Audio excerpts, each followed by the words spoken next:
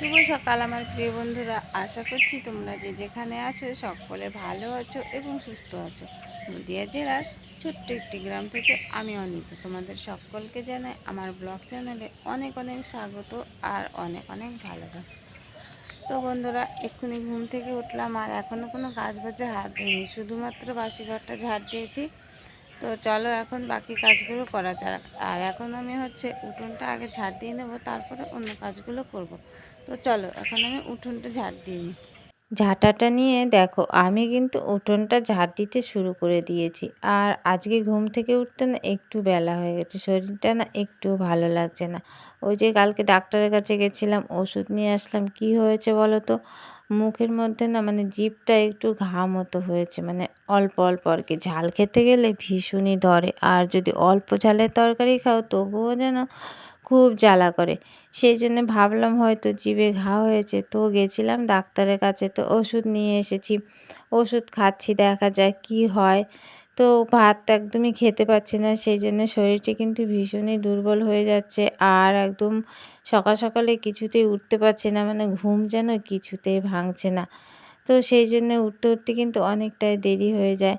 তো যাই হোক, দেখো উঠোনের ওদিকটায় আমি ঝাড় দিয়ে নিচ্ছি, আর এখন এদিকে ঘরের সামনেটা ঝাড় দিয়ে নিচ্ছি। আর একটা কথা কি বলো তো বন্ধুরা, কালকে রাত্রেবেলা এত পরিমাণে বৃষ্টি হয়েছে, কি বলবো তোমাদের, উঠোনটা একদমই ভিজে আর একটু কাদা কাদা, কিছুতেই না এগুলো সরছিল না। আর আম গাছের গোড়ায় যে মাটিগুলো দেওয়া ছিল না, এত বৃষ্টি হয়েছে, বৃষ্টির চোটে আর কি সেই মাটিগুলো কেটে ধুয়ে সব চলে গেছে। তো কালকে রাতটা তো বেশ ঠান্ডায় ছিল, আর কারেন্টও অফ ছিল, কারেন্ট ছিল না। অনেকটা রাতে কারেন্ট এসেছে, তো বেশ ভালোই বৃষ্টি হয়েছে, আর ঘুমটা কিন্তু বেশ ভালোই হয়েছে। 2-3 দিন ধরে প্রত্যেক দিনই প্রায় রাত্রেবেলা বৃষ্টি হয়, তো রাত্রেবেলা ঘুমটা কিন্তু বেশ সুন্দর হয়। তো এখন অনেক কদিনই বৃষ্টি হচ্ছে, তো এখন আর বৃষ্টির কোনো দরকার নেই, বেশ ঠান্ডা হয়েছে আর কি। মাঠঘাট বলো, বাড়িঘর বলো, মানুষজনের বেশ ভালোই লাগছে আর কি। তো যাই হোক, দেখো এই কাদা কাদা উঠোনটা একটু ঝাড় দিয়ে নিলাম আর কি।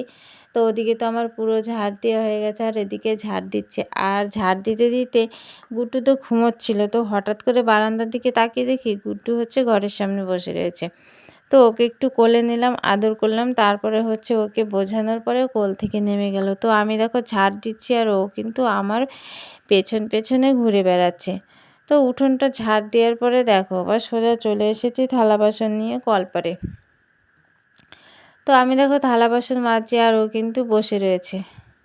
তো কি বলো তো, এই যে শরীর যতই খারাপ হোক না কেন, এই যে আমার ছোট্ট বাচ্চাটা রয়েছে আর বয়স্ক মা রয়েছে, এদের মুখের দিকে তাকিয়ে কিন্তু আমাকে চলাফেরা করতে হয়। আর চলাফেরা না করলেও হয় না। এবার আমি যদি শুয়ে বসে থাকি না, তখন আমার মায়ের মনটা একটু অন্যরকম হয়ে যায়, যে কি হলো। যতই হোক, মা তো, সন্তানের কিছু হলে ভাবনা চিন্তা হয়। যেহেতু মায়ের সামনে আছি, সেহেতু মায়ের অনেক চিন্তাই হয়। যেমন আমার বাচ্চার যদি কিছু হয়, তখন আমার মনের মধ্যে আর কি ভীষণই কষ্ট হয়, তেমন কিন্তু আমার মায়েরই হয়। তো সেই জন্য শুয়ে বসে থাকতেও পারি না, শরীরের যত কষ্টই হোক না কেন, চারিদিকে একটু ঘোরাঘুরি করে বেড়ালে হয়তো মা ভাববে যে না, ঠিক আছে।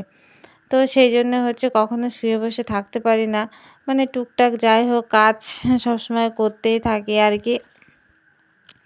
তো যাই হোক, এইভাবেই আস্তে আস্তে চলতে হবে, কি আর ওষুধটা খাচ্ছি, দেখি কি আর ছেলেটারও তো তেমন শরীর ভালো না, একটু ঠান্ডা লেগেছে, কাশি হয়েছে। তো আমাদের মা বেটার দুজনেরই শরীরটা খারাপ। আর মার কথা কি বলবো, মাও তো অতটা এখন আর চলাফেরা চলাফেরা বলতে তাড়াহুড়োর কাজ করতে পারে না, কোনো কাজ করতে গেলে একদমই ধীরে ধীরে করে। সেই জন্যে হয়তো মানে কাজ করাতেও আমার অতটা ভালো লাগে না। তো আমি যেভাবে পারি সেইভাবেই হয়তো করি তাড়াহুড়ো করে।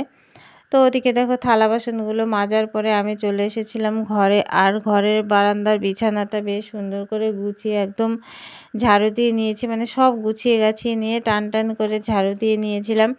তো আর দেখো ঘরগুলো মুছে নিয়েছিলাম। ঘরের ভেতরগুলো তো শেয়ার করা হয়নি, কারণ কারেন্ট অফ ছিল আর অন্ধকার ঘর, সেই জন্য তোমাদের সাথে আর কি শেয়ার করা হলো না। তো বারান্দাটা দেখো আমি মুছে নিয়েছি, আর এখন দেখো এই সিঁড়িগুলোকে মুছে নেব।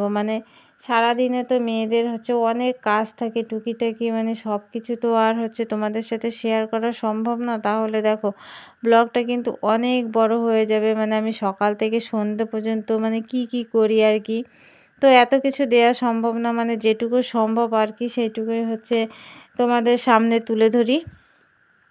তো ওদিকে দেখো ঘরটার মুছে হচ্ছে মানে জামা কাপড় চেঞ্জ করে হাত মুখ ধুয়ে নিয়েছিলাম, তারপরে উনুনের পাড়ে এসে গুড্ডুর খাবারটা রান্না করে গুড্ডুকে খাইয়ে দিয়েছি।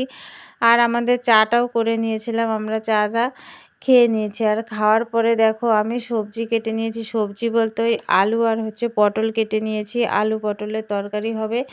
তো ওইগুলো সব কেটে নেওয়ার পরে মা গেছিলো হচ্ছে লঙ্কা আনতে, তো হচ্ছে লঙ্কা শেষ হয়ে গেছিলো, আর লঙ্কা কিন্তু আমাদের গাছেরই লঙ্কা, তো মা সেই লঙ্কাগুলো তুলে নিয়ে আসলো, তো লঙ্কাগুলো আমাকে দিয়ে দিচ্ছিলো। আর আমি দেখো এখন পটলটা ভাজা করে নিচ্ছি আর আলুটাও ভাজা করে নেব, আর একটা ছোট্ট পেঁয়াজ কেটে নিয়েছি। আর হচ্ছে রান্না হবে, মা গেছে ওই পুকুর পাড়ের দিকে হচ্ছে কচু শাক আনতে, আজকে আলু পটলের তরকারি আর হচ্ছে কচু শাকই রান্না হবে। তো এইসবই আজকে রান্না বান্না হবে, তো তোমাদের সাথে তো পুরোটা শেয়ার করতে পারলাম না, গুড্ডুকে নিয়ে আবার স্কুলের দিকে যাব একটু। তো ওদিকে রান্না বান্না কমপ্লিট করে দেখো আমি হাঁড়ি কড়া নিয়ে চলে এসেছিলাম কলপারে। আর এই হাঁড়ি কড়াগুলো এখন সব মাজার পরে হচ্ছে যাব গুড্ডুকে নিয়ে, মানে ওই মিড ডে মিলের স্কুলে আর কি, মানে 9টা বেজে গেছে এখন, আজকে যেতে একটু মানে লেটও হয়ে যাবে আর কি, এগুলো কাজ গুছিয়ে রেখে তারপরে যাব।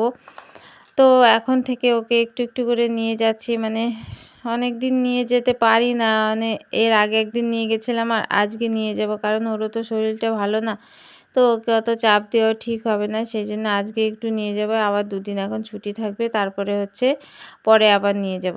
তো গুড্ডুকে স্কুল থেকে ঘুরিয়ে নিয়ে এসে তারপরে দেখো আমি বাড়ি এসে চান করে নিয়েছিলাম, আর মা হচ্ছে গুড্ডুকে খাইয়ে দিচ্ছিল। তো আমি চান করে দেখো জামা কাপড়গুলো কিন্তু এখানে মেলে দিচ্ছি, আর এই জামা কাপড়গুলো আগের দিনের জামা কাপড়গুলো ছিল, সেগুলো হচ্ছে মা সব সকালবেলা মেলে দিয়ে গেছে, আর কিছু কিছু জামা কাপড় হচ্ছে তুলেও নিয়ে গেছে, আর বাকি যেগুলো ছিল আমি কিন্তু এখন ওই জামা কাপড় আর কি তুলে নিচ্ছি, মানে ওই যে জামা কাপড়গুলো পরে ডাক্তারের কাছে গেছিলাম সেইগুলো। তো জামা কাপড়গুলো রাখার পরে দেখো এই যে বিকেলের কাজ করতে শুরু করে দিয়েছি, বিকেলের কাজ বলতে এই উঠোন ঘর ঝাড়ু দেওয়া আর হচ্ছে জামা কাপড় তোলা, এই সমস্ত কাজই আর কি। তো তেমন কোনো কাজ নেই বিকেলবেলা, তেমন কোনো কাজ থাকেও না, মানে একদমই অল্প পরিমাণে কাজ থাকে। তো উঠোনটা দেখো ওদিকে আমার ঝাড় দেওয়া হয়ে গেছে, মানে পুরোই ঝাড় দিয়ে নিয়েছি। আর গুড্ডুকে দেখো ওষুধ খাওয়াবে বলে এখানে আমি দাঁড়িয়ে রয়েছি ওষুধটা হাতে করে, তো ওকে কিছুতেই খাওয়াতে পারছিলাম না, ও দৌড়ে দৌড়ে এদিকে ওদিকে চলে যাচ্ছে। তো যাই হোক দেখো দাঁড়িয়ে না থাকতে পেরে ওখানে আমি বসে পড়লাম ওকে ওষুধ খাওয়ানোর জন্য। তো দেখি ও কতক্ষণে আসে ওষুধ খাওয়ার জন্য, দেখো একবার আসছে আবার দৌড়ে চলে যাচ্ছে। তো এভাবে হবে না, ওকে জোর করে আর কি ওষুধটা খাওয়াতে হবে। তো চলো এখন ওকে মানে ধরি আর কি, বসে থাকলে হবে না, ওকে বসে থেকে একদমই ওষুধ খাওয়ানো যাবে না, আর ও এই ওষুধগুলো একদমই খেতে চায় না। তো যাই হোক দেখো ওকে ধরেছি আর এখন ওষুধটা আমি জোর করে ওকে খাইয়ে দেবো। তো বন্ধুরা বিকেলবেলার কাজ বলতে উঠোন ঘরটা ঝাড় দিয়েছিলাম, আর গুড্ডুকে বিকেলবেলা একটু ঘুরালাম, গুড্ডুর শরীরটা খুব একটা ভালো না, তা গুড্ডু দেখো এগুলো কি হয়েছে, সব গরমের জন্য হয়তো এগুলো হয়েছে, আর একটু ঠান্ডা কাশিও হচ্ছে। তো সকালবেলা গেছিলাম ওষুধ আনতে, ওর জন্য ওষুধ নিয়ে এসেছি। তো বিকেলবেলাও বায়না করছিল ঘোরার জন্য, তো ওকে একটু ঘোরাতে নিয়ে গেছিলাম, তারপরে বাড়ি এসে সন্ধে দিয়ে দেখো ভাত বসিয়ে দিয়েছি উনুনে। আর এখানে হচ্ছে ভাতটা হচ্ছে গুড্ডু এখানে বসে আজকে খেয়ে নিল। তো ভাতটা আমার প্রায় হয়ে গেছে, এখন ভাতটা নামিয়ে গুড্ডুকে পড়াতে বসাবো। তো চলো বন্ধুরা ব্লগটা আর বড় করছি না, তোমরা যে যেখান থেকে আমার এই ব্লগটি দেখছো সকলে ভালো থেকো এবং সুস্থ থেকো। যারা নতুন বন্ধু হয়ে আমার এই ব্লগটি দেখছো তাদের পাশে থাকার জন্য অনুরোধ করছি। দেখা হবে তোমাদের সাথে আবার পরবর্তী একটা ব্লগে। টাটা বন্ধুরা, টাটা করে দাও, গুড নাইট, গুড নাইট।